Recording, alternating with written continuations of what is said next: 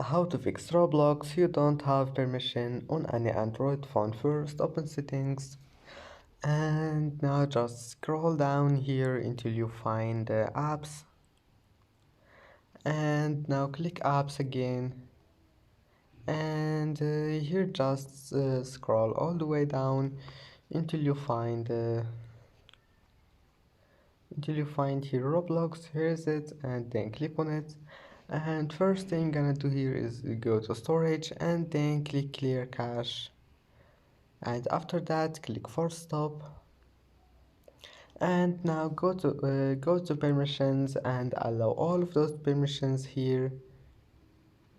Just allow all of those, click on it and click allow, and then click microphone and allow, and that's it. Now just go back and try again and your problem must be fixed, and see you in the next video.